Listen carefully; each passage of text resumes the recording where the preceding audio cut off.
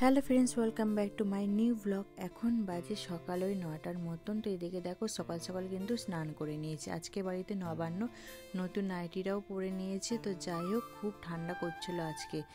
তো যাই হোক, সেই জন্য পুজো আজা অনেক কিছু দিতে হবে, সেই জন্য স্নানটা আগে করে নিয়েছি, তারপরে সমস্ত কাজগুলো কিন্তু করছি।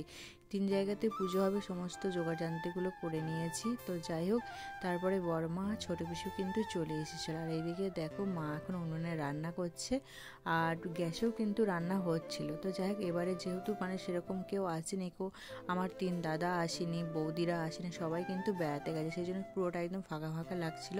আর এদিকে দেখো নবান্ন খেতে কিন্তু সবাই বসে পড়েছে, বাবা, পিসি, ভাই, আমার মেয়ে সবাই মিলে কিন্তু খেতে বসে পড়েছে। আর আমার আর এক পিসি আর বড়মা সবাইকে কিন্তু খেতে দিচ্ছিল। তো যাই হোক, তারপর আমিও নবান্ন কিন্তু নিয়ে নিয়েছি। এখন বাজে বেলা ওই 12টার মতন, খেতে খেতে অনেকটাই বেলা হয়ে গেছে। আর এই নবান্ন মাখাটা এতটাই ভালো লাগে, কি বলবো তোমাদেরকে। সাথে মিষ্টিও ছিল। একটা বছরের জন্য অপেক্ষা করি এই নবান্নটা জেনে, খুব কি বলবো, আমার খুব প্রিয় নবান্ন। সেই দিনটা আমি ভাতই খাই না বলতে হলে। তো যাই হোক, এদিকে দেখো বাবাও কিন্তু আজকে খুন্তি নাড়াচ্ছে। আমার বাবা কিন্তু কি বলবো, এসব রান্নার দিকে অতটা হয় না, কিন্তু আজকে করেছে। তো যাই হোক, সবাই মিলে কিন্তু রান্নাবান্না করে নিয়েছি আমরা। তো এখানে দেখো রান্নাবান্নাতে আছে আজকে ভাত, মাছ, 9 রকমের ভাজা, পটল আলু যা ছিল সমস্ত কিছু ভাজা হয়েছে। আর এদিকে মাছের কালিয়া, ফুলকপি আলুর তরকারি, টক, আর বিউলির ডাল, আর শাকের তরকারি। আর তার সাথে ছিল পায়েস। এগুলো কিন্তু নবান্ন দিনে আমাদের এখানে এগুলোকে করতে হয়, তারপর ভাত বাড়াতে হয়। আর এদিকে দেখো পায়েসটা কিন্তু হয়ে গেছে। এত নলেল গুড়ের পাশে পায়েস করেছি, খুব ভালো লাগে এই পায়েসটা খেতে, আর খুব সুন্দর খেতে হয়। তারপর দুপুরে খাবারটাও কিন্তু খেতে বসে পড়েছি।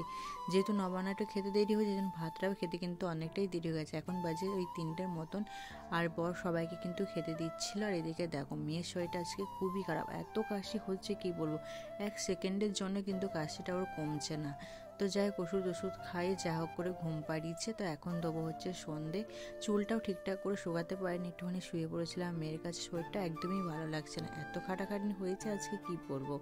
আর এদিকে দেখো বরমশাইও কিন্তু চলে এসেছে, একটুখানি বেরিয়েছিল বাইরে। আর এদিকে দেখো মেয়েকে একটুখানি গলার মধ্যে একটা স্কার্ফ মেরে দিয়েছে, যাতে গরম থাকে গলাটা। সেই জন্য এতটাই কাশি হচ্ছিল, চোখ মুখ একদম বসে গেছে। তার সাথে এখানে চকলেট খাচ্ছিল, বাপ বেটি দুজনা মিলে। তো যাই হোক, রান্না বান্নার কিছু করতে হবে না, সমস্ত কিছু আছে। তো চলো আজকে এই ভিডিওটা এখানেই শেষ করছি। Tata, bye bye, good night, সকলে খুব ভালো থেকো, সুস্থ থেকো।